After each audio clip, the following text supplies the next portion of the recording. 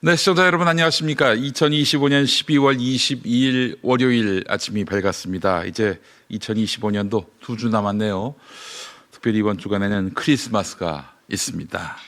자, 지금 경기도 고양시 덕양구 창릉동 지금 원흥지구 삼성지구의 모습을 보고 계신데 무척 춥습니다. 영하 6도입니다.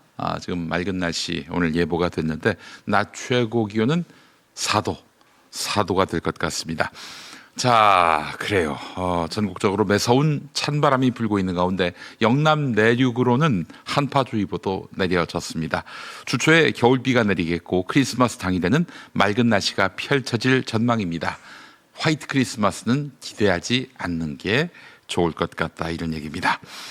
이재명 정부가 3년 7개월 동안 이어졌던 용산시대의 마침표를 찍고 청와대로 복귀합니다. 오늘 청와대 춘추관이 문을 연다고 하는군요. 국회는 오늘 본회의를 열어서 더불어민주당 주도로 내란전담 재판부 설치법을 상정해서 처리 절차에 들어갈 예정입니다.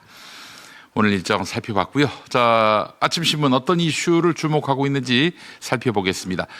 윤석열이 부인 김건희의 장신구 수수 의혹과 관련해서 당시엔 전혀 몰랐고 문제가 된 다음 김건희가 빌린 것이라고 말해서 그렇게 알았다라고 특검에 진술했습니다. 김건희 특검이 수사를 시작한 이후 윤석열을 직접 조사한 것은 이번이 처음인데요. 윤석열은 약 8시간 반 동안 이어진 조사에서 진술 거부권을 행사하지 않고 나토 장신구와 그림, 금 거북이 수수, 공천 개입 의혹 등 모든 사안에 대해서 개입한 적이 없다라며 혐의를 부인했습니다. 특검은 오는 28일에 수사를 마무리하고 이번 주 윤석열을 또 김건희를 기소할 방침입니다. 다음 소식입니다. 통일교가 2017년 한일 해저 터널 사업을 맡던 산하재단의 명칭 변경을 추진하는 과정에서 당시 국회 국토교통위원회 소속 임종성 민주당 의원의 협조로 국토교통부 승인을 받아냈다는 내용이 교단 최고 지도부에 보고된 사실이 확인됐습니다. 국토부는 그동안 재단 성격 변경을 이유로 불허해왔지만 임종성 의원의 도움 이후 승인으로 입장을 바꾼 정황이 문건에 담겼습니다. 명칭 변경 직후 임종성 의원은 이 재단의 고문으로 위촉됐고 이후 통일교 측으로부터 3천만 원을 받은 의혹으로 경찰 수사를 받고 있습니다. 경찰은 인허가 영향력을 가진 국회의원에게 금품이 제공됐는지 그 여부를 집중 수사하고 있습니다.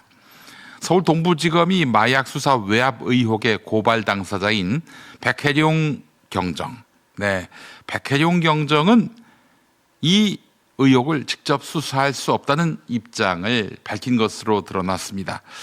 백혜룡 경정은 경찰과 검찰 모두 수사 대상이라며 강하게 반발하고 있는데요. 백혜룡 경정은 SNS를 통해서 대검과 동부지검이 자신을 배제하려 했다며 임은정 검사장과의 텔레그램 대화를 공개했습니다. 임은정 검사장이 백혜룡 경정에게 당신은 사건 당사자이기 때문에 수사를 못한다, 이렇게 못 박은 것이지요. 그런 백경정을 이재명 대통령이 수사팀에 합류시킨 것이고요. 백혜룡 경정은 마약 수사 과정에서 거대한 세력의 존재를 파악한 다음 수사권을 박탈당했다며 원래 상태로 수사권 회복을 해달라, 이렇게 요구하고 있습니다. 또 대규모 마약 밀반입 사건에 대한 의문이 제대로 규명되지 않고 있다라고 지적했습니다.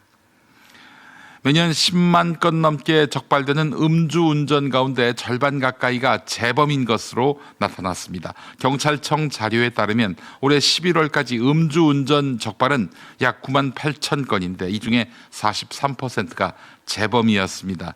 5번 이상 적발된 상습 음주운전도 해마다 4천 건이 넘는데요. 특히 혈중 알코올 농도 0.2% 이상인 경우 측정 거부 처벌이 더 가벼운 점을 이용해서 음주 측정을 피하는 사례도 반복되고 있습니다. 온라인에는 감형 요령과 단속 회피 정보까지 공유되고 있어 처벌 수위를 높여야 한다. 이런 지적이 나오고 있습니다. 정부는 재범자에게 음주운전 방지 장치 부착을 의무화했는데 시행은 내년 10월부터입니다.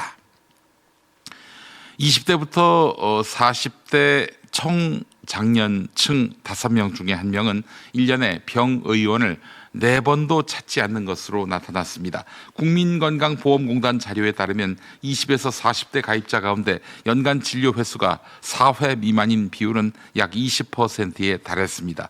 반면에 60대 이상에서는 이 비율이 4% 수준에 그쳤습니다. 청년층은 전체 가입자의 40%를 차지하지만 진료비 비중은 23%에 불과해 보험료만 낸다는 불만이 이어지고 있습니다. 정부는 의료 이용이 적은 청년층에게 연간 최대 12만 원의 건강 바우처를 지급하는 방안을 검토 중이지만 사회보험 원칙을 훼손하고 재정을 악화시킬 수 있다는 우려도 나오고 있다고 오늘 동아일보가 전하고 있습니다.